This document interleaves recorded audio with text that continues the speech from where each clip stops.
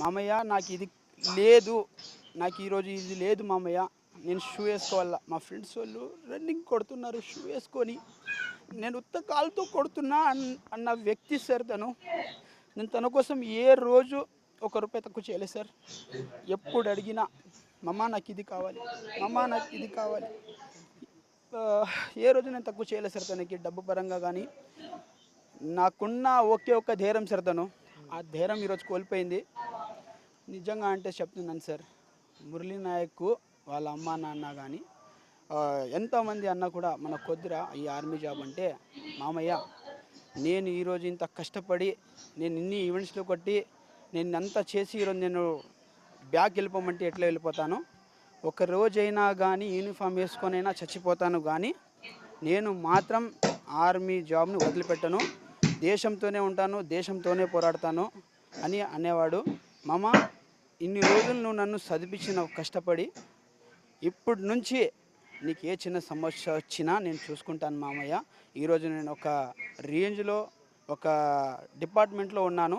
నువ్వు ఎక్కడ ఈ ఆంధ్రప్రదేశ్ స్టేట్లో ఎక్కడైనా వెళ్ళు, నా పేరు చెప్పు, నేను ఖచ్చితంగా నీకోసం వస్తాను, నువ్వు ఎక్కడ వెళ్ళినా నీకు నేను ఖచ్చితంగా సపోర్టింగ్గా ఉంటాను మామయ్య అనేవాడు.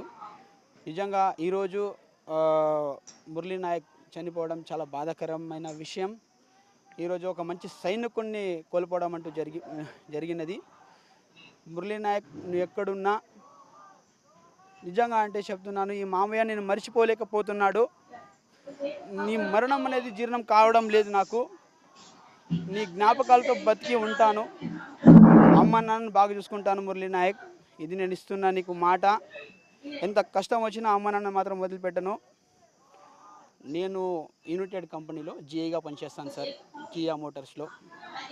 నాది ఒక జేఈ పోస్టింగు. నాకంతూ వచ్చే జీతం కూడా అంత మాత్రమే సార్.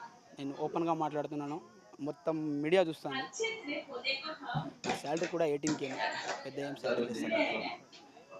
నేను వాళ్ళ అమ్మ నాన్నకు భరోసా అండగా ఉంటాను. ఎప్పుడు కూడా చేయి వదలను, ఎంత కష్టం వచ్చినా చేయి వదలను. మురళీ నాయక్ చనిపోవడం చాలా బాధాకరమైన విషయం. సో వీలైనంత తొందరగా తన ముఖాన్ని నేను చూడాలని కోరుకుంటున్నాను సార్. తన ముఖాన్ని చూడాలి, తను చూడాలి సార్, తను చూడాలి. నేను తన ముఖాన్ని చివరిసారిగా చూడాలి సార్. తను నేను చూడక దాదాపుగా ఇప్పుడు 6 months అవుతాను సార్. తను నేను చూడాలి, చివరిసారిగా తన ముఖం చూడాలి సార్. జై హింద్, జై భారత్. సో తన మీకు అమ్మ వాళ్ళని మేము చూసుకుంటాంలే, కంపల్సరీ నువ్వు రిటర్న్ వస్తావురా, నువ్వు అలా ఏం టెన్షన్ పడకు అని చెప్పాను సార్. సో ఎలా ఉండేవాడు మీతో మురళి? చిన్నప్పటి నుంచి యాక్టివ్గా ఉండేవాడు అని చెప్పి కూడా అంటా ఉన్నారు. పెద్ద మంచి అథ్లెట్గా ఇప్పుడు ఈ ట్రైనింగ్కి వెళ్ళాడు, ఎప్పుడు జాయిన్ అయ్యాడు అసలు ఆర్మీలో? సార్ మురళి గోవింద్